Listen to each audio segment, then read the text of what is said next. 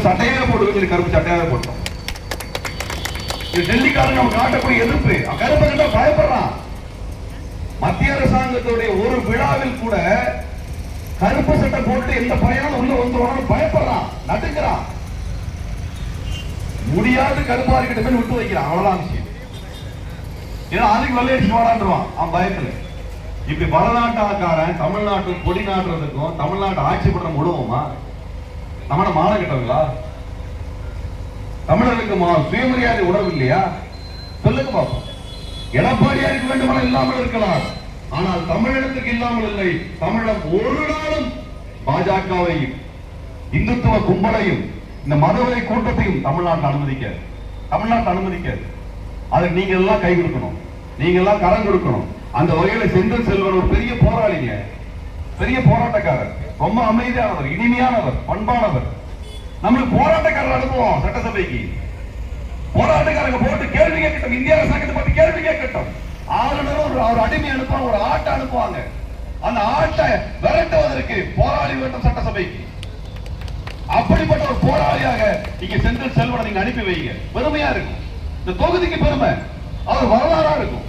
யாராவது ஒருத்தர் ரெட்டலை சின்னத்துல வந்தாருன்னு சொல்லி குத்தி விட்டுறாதீங்க. இத்தனை காலமே போட்டான்னு அவங்கள குட்டாதீங்க. அவங்க கட்சியில அவங்கள காப்பாற்ற முடியல, சொந்த கட்சியை காப்பாற்ற முடியாது. தமிழ்நாட்டை காப்பாற்றுவாங்க. எடப்பாடியை பார்த்து கேட்கிறேன் நானு, உங்க கட்சியை காப்பாத்துங்க சார்.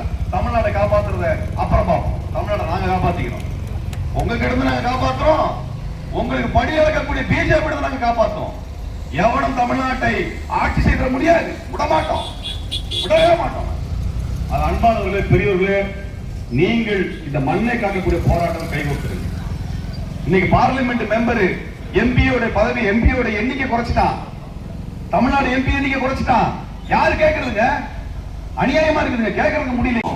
அவன் சாமி கும்பிட்டுக்குவோம், முற்போக்கை பற்றி பேசுவோம், நாடு முன்னேறதை பத்தி பேசுவோம். அப்படி பேசக்கூடிய இந்த கூட்டணியில வெற்றி வேட்பாளராக இருக்கக்கூடிய செந்தில் செல்வன் அவர்களை நீங்க சட்டமன்றத்துக்கு அனுப்புவீங்க நான் நம்புறேன். அப்படி அனுப்பின அந்த நன்றி அறிவிப்பு கூட்டத்தில் நானும் பங்கு பெறுவேன் நம்புறேன். உங்கள் மீது எனக்கு நம்பிக்கை இருக்கு. இது தமிழுக்காக, தமிழனுக்காக உயிர் கொடுத்த மண். இது சீர்காழி மண். சீர்காழியிலிருந்து கலைஞர்கள் வந்திருக்காங்க. சீர்காழி புகழ்பெற்ற நகரம். அப்படிப்பட்ட ஊர்ல இருந்து இப்படிப்பட்ட போராளி வந்தாங்க சீர்காழிக்கு பெருமை. அதான் சீர்காழிக்கு பெருமை. உங்களுக்கு எல்லாம் ஒரு பொறுப்பு இருக்கு. நான் சென்னையில இருந்து இங்க வந்து நான் பேசுறேன், நான் சீர்காழியில் இருக்க போறது இல்லை. அப்புறம் ஏன் நான் வந்து பேசணும்? தமிழ்நாடு நல்லா இருக்கணும்னா நம்ம ஆளுங்க ஜெயிக்கணும். அதுல எனக்கு சுயநலம் இருக்குது. நாளைக்கு என் குழந்தை நல்ல ஊர்ல வாழணுமா இல்லையா?